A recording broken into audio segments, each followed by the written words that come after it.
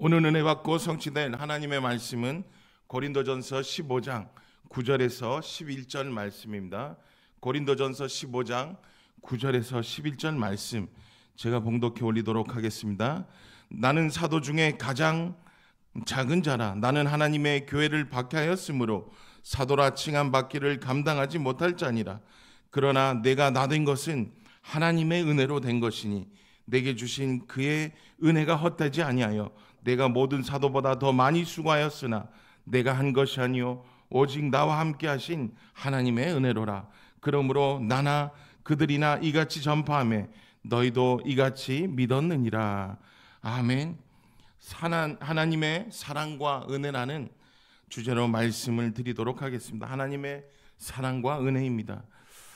많은 우리 예원교회 성도님들이 또 많은 그리스도인들이 우리가 신앙생활을 하고 또 신앙생활을 한다고 말을 합니다.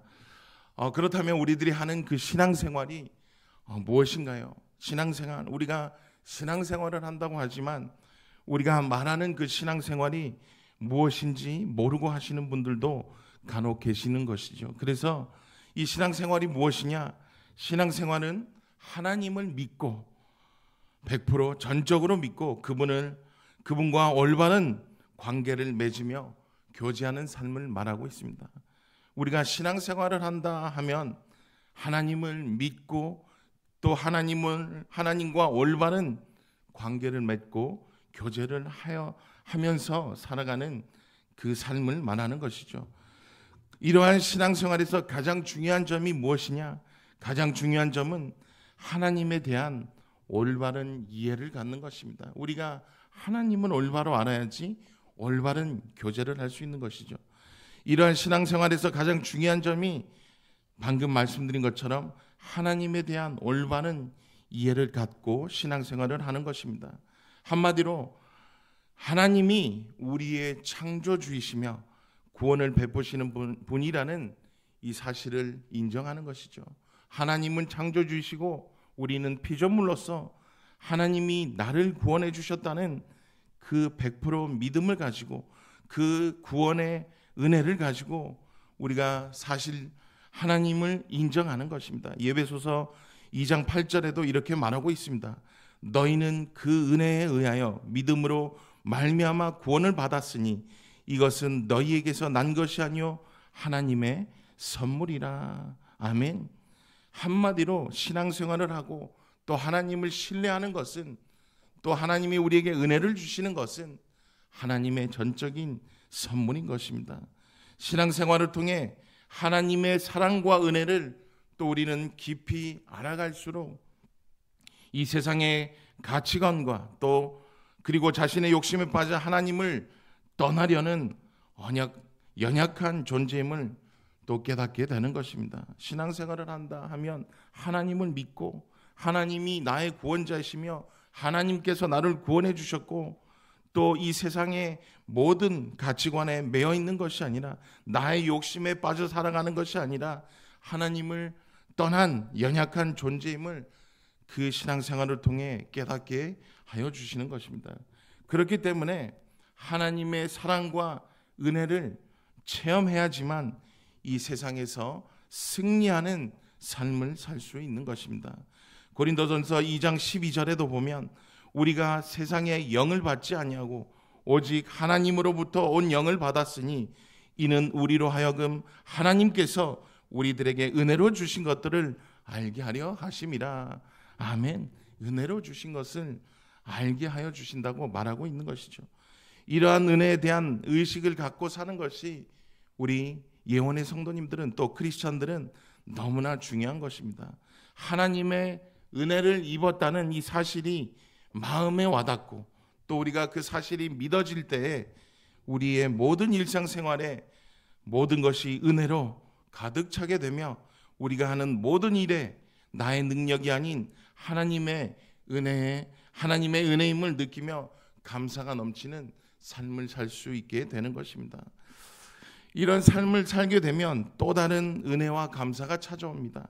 하나님의 나의 능력이 아닌 하나님의 능력으로 또 이 세상을 살아가게 하여 주시는 그 은혜뿐만 아니라 다른 은혜가 찾아오는데 그것이 무엇이냐? 그것이 바로 하나님의 가장 큰 소원인 영혼 구원을 위해 우리를 전도자로 부르셨다는 것을 깨닫고 살아가는 것이죠. 우리를 전도자로 부르셨다. 이제는 구원받은 것도 감사하지만 하나님께서 여러분들을 선택하여 주시고 정말 이 복음을 몰라 죽어가는 불신자들을 위해 전도하는, 하나님의 말씀을 선포하는 전도자로 부르셨다는 것을 깨닫고 살아가게 되는 것입니다. 다시 말해서 전도자의 삶을 통해 전도의 열매를 맺고 또 그 현장에 제자가 세워지는 것을 경험할 수 있는 것이죠. 너무 감사하지 않습니까? 구원해 주신 것도 감사한데 하나님이 죄밖에 없는 우리들을 구원해 주시고 또 전도자로 세우셔서 열매를 맺게 하는 삶을 살게 하고 그것을 누리고 체험하게 하여 주신다는 것이죠. 하나님께서 이 은혜를 우리에게 알려주시기 위해 죄와 사망과 고통 속에 있는 우리들을 십자가의 보혈로 구원해 주신 것을 확실히 믿으시길 바랍니다. 그렇기 때문에 이처럼 하나님의 사랑과 은혜를 체험하고 하나님의 가장 최고 소원인 영혼 구원에 집중하는 삶을 살 때에는 우리가 있는 모든 현장에 전도가 되어지고 이루어지고 제자가 세워지는 축복을 분명히 누리게 되는 것입니다. 전도가 되어지고 이루어진다는 것은 무슨 뜻이냐? 바로 단순히 불신자가 복음을 듣고 영접하는 것도 있지만 그 외에도 그 현장에 우리가 있는 모든 곳에 하나님의 말씀이 이루어지고 되어진다는 것입니다. 하나님의 말씀이 그 현장에 일어난다는 것이죠. 그렇기 때문에 참된 전도는 말씀의 성취와 기도의 응답이 함께하는 것입니다. 우리가 말씀 성취와 또 우리가 하는 기도가 함께 응답으로 현장에서 이루어지는 것을 말하는 것이죠. 그래서 우리가 받은 말씀과 한 영혼을 위해 지속적으로 기도할 때 오는 그 응답이 바로 전도 선교인 것입니다. 전도 선교. 이 말씀이 이해가 되면 전도와 선교는 부담이 아닌 누림이 되는 것으로 분명히 변하게 되어 있는 것입니다. 더 쉽게 말하자면 모든 것이 내 노력이 아닌 하나님의 은혜로 강단에서 붙잡은 말씀과 또 우리가 가지고 있는 이 기도가 현장에서 성취되는 것을 말하고 있는 것입니다. 예언의 모든 성도님들은 오늘 말씀을 통하여 오직 예수 그리스도만 바라보며 하나님의 나라의 유일성의 축복을 누리고 하나님의 은혜에 감사하며 하나님의 사랑과 그 은혜와 구원의 은혜를 전하는 성도님들 되시기를 예수 그리스도의 이름으로 축복드립니다. 첫 번째로 하나님의 은혜로 변화된 삶입니다. 고린도전서 15장 9절 말씀입니다. 나는 사도 중에 가장 작은 자라. 나는 하나님의 교회를 박해하였으므로 사도라 칭함을 받기를 감당하지 못할 자니라. 아멘. 오늘 본문을 보시면 사도 바울이 자신을 어떻게 바라보고 있는지를 우리는 볼 수 있습니다. 뭐라고 고백하느냐? 그는 자신을 사도 중에 가장 작은 자라고 표현하고 있습니다. 바울이 사도로 부르심을 받았지만 그럴 자격이 전혀 없다라는 말을 하고 있는 것이죠. 그럴 자격이 전혀 없다. 나는 사도로 부름을 받았지만 그런 자격이 없는 사람이라고 생각하는 것을 볼 수 있습니다. 왜 그럴까요? 우리가 잘 알다시피 바울은 과거에 교회를 핍박했던 사람이었습니다. 그는 그리스도인들을 박해하고 심지어는 스데반 집사의 순교 현장에서 그의 죽음을 지지했던 사람이었습니다. 하지만 이런 바울에게 하나님의 놀라운 은혜가 임했습니다. 그 후에 교회를 핍박했던 그 바울이 복음을 전하는 사도로 변화가 된 것이죠. 그렇기 때문에 오늘 10절에서 바울은 고백하고 있는 것입니다. 자격 없는 자신이 하나님의 사도가 된 것은 나의 의지나 노력 때문이 아니라 오직 하나님의 은혜로 된 것이라고 말하고 있는 것입니다. 오직 하나님의 은혜. 그렇다면 오늘 말하는 이 사도 바울이 말하는 또 우리가 항상 말하는 그 은혜가 무엇일까요? 바로 은혜란 하나님께서 주신 선물인 것입니다. 하나님의 선물. 그리고 이 은혜를 주신 이유는 다른 뜻이 없습니다. 하나님의 나라를 위해 우리가 일을 하며 하나님 나라의 일을 위해 우리를 사용하시기 위함인 것입니다. 하나님의 나라 이루어지는 것을 위하여. 오늘 본문의 사도 바울은 항상 이런 은혜의식을 가지고 전도자의 삶을 살았습니다. 그 이유는 무엇이었죠?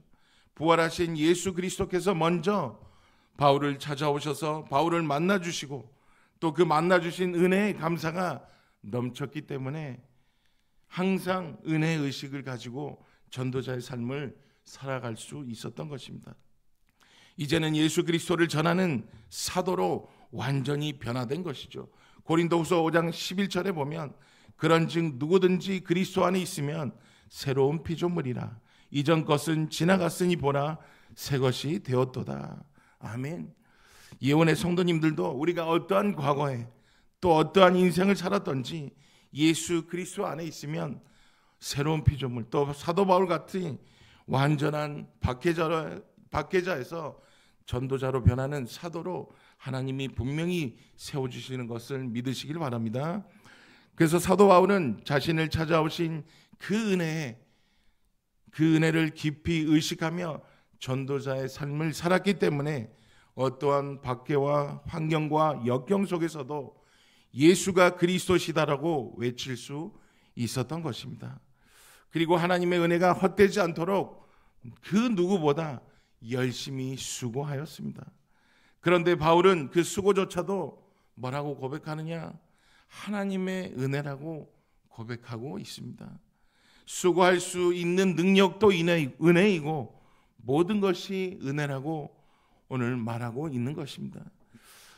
우리도 또 이처럼 자격 없는 우리를 하나님의 은혜로 자녀 삼아 주시고 오직 전도 선교하는 예언교회로 불러주시고 또 전도자로 불러주셨다는 것을 오늘 말씀을 통해 확실히 붙잡고 믿으시길 바랍니다.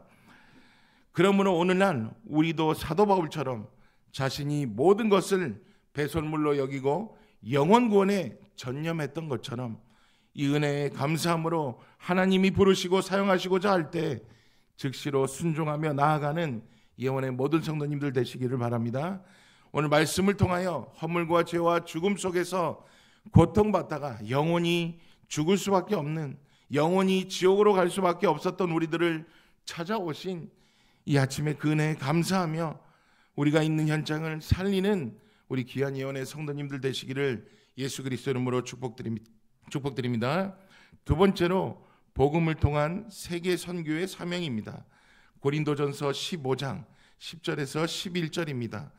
그러나 내가 나된 것은 하나님의 은혜로 된 것이니 내게 주신 그의 은혜가 헛되지 아니하여 내가 모든 사도보다 더 많이 수고하였으나 내가 한 것이 아니요 오직 나와 함께 하신 하나님의 은혜로라. 그러므로 나나 그들이나 이같이 전파하며 너희도 이같이 믿었느니라.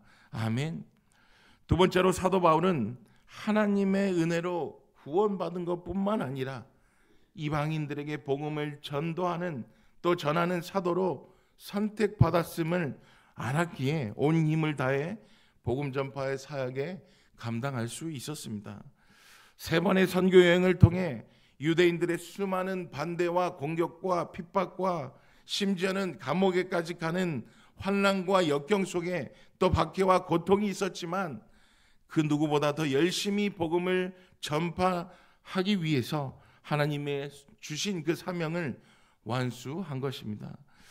이처럼 사도 바울은 하나님의 은혜가 너무 크기 때문에 말로 표현할 수 없이 너무 크기 때문에 자신의 생명조차 귀하게 여기지 아니하고 복음을 전할 수 있었던 것입니다. 오늘 말씀을 통해 우리 예언의 모든 성도님들도 오직 예수 그리스도가 완전하고 충분하고 모든 것임을 고백할 수 있길 예수 그리스도 이름으로 기도드립니다.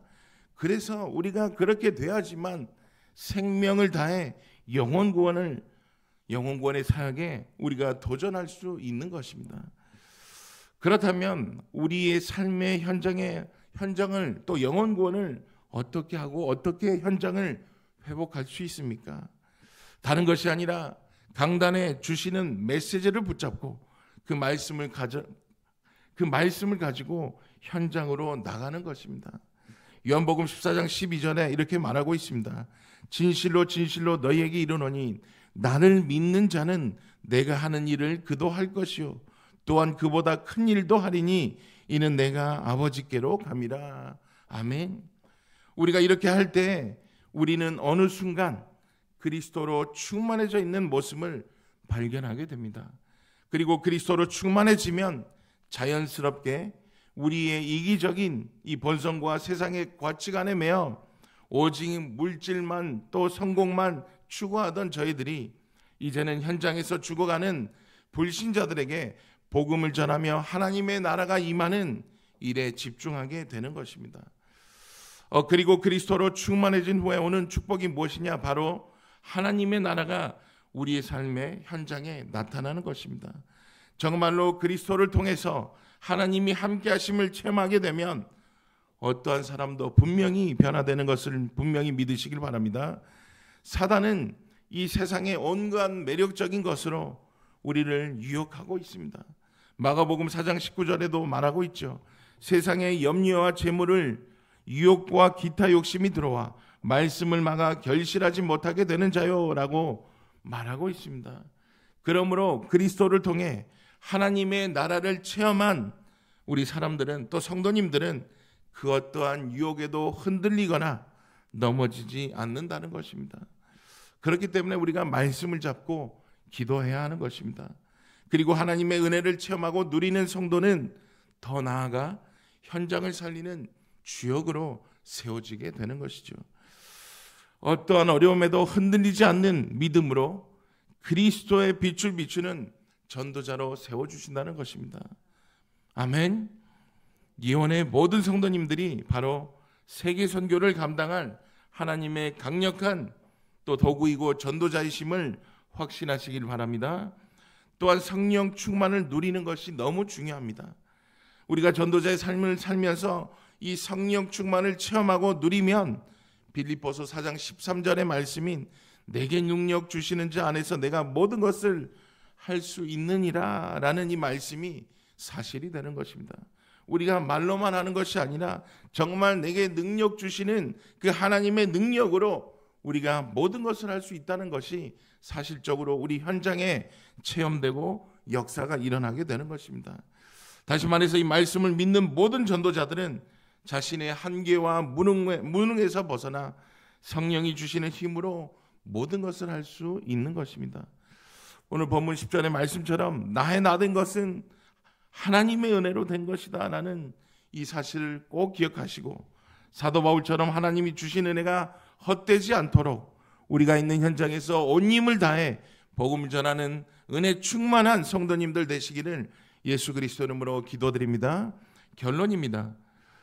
오늘 저희들은 하나님의 사랑과 은혜를 깨닫고 누리는 것이 우리의 삶에 가져오는 놀라운 변화에 대해서 함께 말씀을 나누었습니다.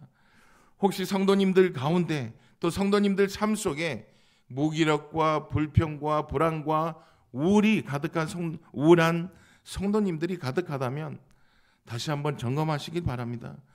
어떤 점검이죠? 우리가 정말 오늘 말씀처럼 신앙생활을 잘하고 있는지 혹 하나님의 은혜는 놓치고 있는 것이 아닌지 점검해 보시길 바랍니다.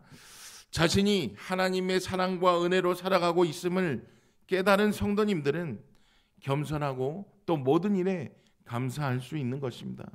반대로 이를 깨닫지 못한 사람들은 또 깨닫지 못한 성도님들은 교만하고 원망과 비난으로 가득 차 있기 때문에 매사가 불평, 불만 속에 살아갈 수밖에 없는 것이죠. 하나님의 사랑과 은혜는 우리 안에 모든 우울함을 사라지게 하고 우리의 불평이 얼마나 어리석은지 깨닫게 해주시는 것입니다. 또 우리에게 힘을 공급하여 주시고 하나님의 일에 열정을 가지고 열심으로 하나님의 일을 할 수 있는 능력의 힘을 주십니다. 고린도전서 15장 58절에 이렇게 말하고 있습니다. 그러므로 내 사랑하는 형제들아 견실하며 흔들리지 말고 항상 주의 일에 더욱 힘쓰는 자들이 되라. 이는 너희 수고가 주 안에서 헛되지 않은 줄을 알미라. 아멘. 그러므로 우리에게 주신 하나님의 사랑과 은혜를 기억하시고 감사하시며 그 뜻에 믿음으로 순종하여 복음과 사랑으로 현장을 회복시키고 더욱 수고하시는 성도님들 되시기를 예수 그리스도 이름으로 축복드립니다.